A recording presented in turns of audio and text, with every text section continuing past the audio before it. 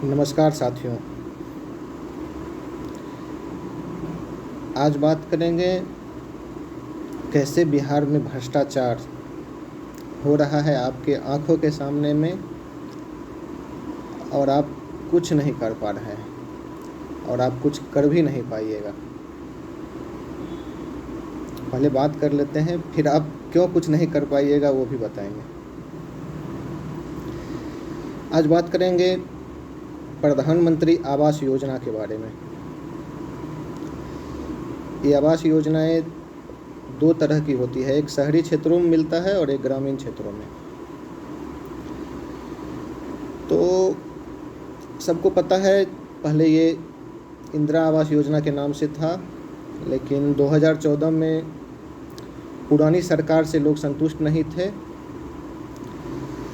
तो नई जो एनडीए गठबंधन की सरकार है उनको मौका दिया गया और उन्होंने सत्ता में आने के बाद जैसा करते हैं, योजनाओं के नाम बदलना, रोडों के नाम बदलना उन्होंने किया। इंदिरा आवास को प्रधानमंत्री आवास योजना में तब्दील कर दिया। 2015 में जून के महीने में किया था।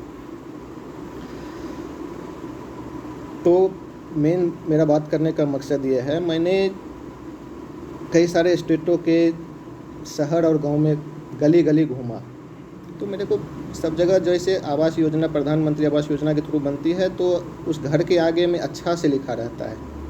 जो मेन गेट होता है ना, मेन गेट के दाएं और बाएं साइड में अच्छा से पूरा एक आयताकार पट्टी बना करके उसमें लिख दिया जाता है प्रधानमंत्री आवास योजना शहरी या ग्रामीण, और नीचे में किस्तों का विवरण 3 किस्तों में आते हैं, पैसे कैसे आए वो दिया हुआ रहता है, कितने का आवास है। लेकिन अपने बिहार में ये नहीं मिलेगा। क्यों नहीं मिलेगा? क्योंकि इन योजनाओं का लाभ जिनको मिलना चाहिए उनको नहीं मिला है। यह मिला है किनको? चमचों को, बाबुओं को, जिनको इसकी ज़रूरत नहीं है उनको मिला है। और कैसे मिला है?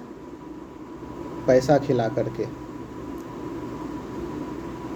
तो अगर वो अपने गेट के आगे लिखेंगे, घर के आगे लिखेंगे, तो बाबुओं का इज्जत भी है समाज में, वो बनाए हुए हैं, अपने आप से समझते हैं, अरे नहीं हम ऐसे थोड़ा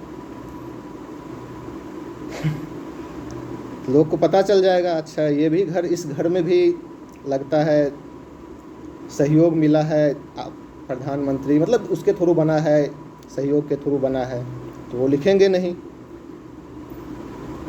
पैसा खिला करके लिए हैं, पहले तो वो एलिजिबल नहीं है, योग्य नहीं है वो लेने लायक, जो है उसको मिला नहीं।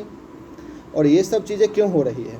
ये सब चीज़ें इसलिए हो रही है क्योंकि आपने उसको चुना है, ये अधिकार उसको दिया है जो उसके योग्य नहीं है। वोट दे करके आपने ये सारे चीज़ों का अधिकार उस आदमी को दिया है जो उसको उस योग्य है ही नहीं। तो ऐसा होगा ही। आपने वोट दिया है लिट्टी खा करके, समोसा खा करके, मुर्गा खा करके, निकम्मो।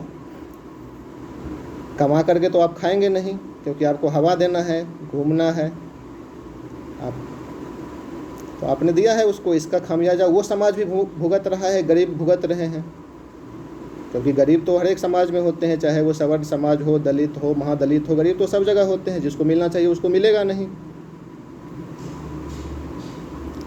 इसलिए जगिए, नहीं तो ऐसे ही आप मुर्गा खा करके, लिट्टी खा करके, समोसा खा करके वोट दीजिएगा और उसका खामियाजा पूरे समाज भुगतेगा। ये तो एक चीज़ है, हर एक चीज़ों में, शिक्षा में, रोजगार में, दवाई में, सब में तो यही कहानी हो रहा है। सोच समझ कर वोट दीजिए, नहीं तो ऐसे ही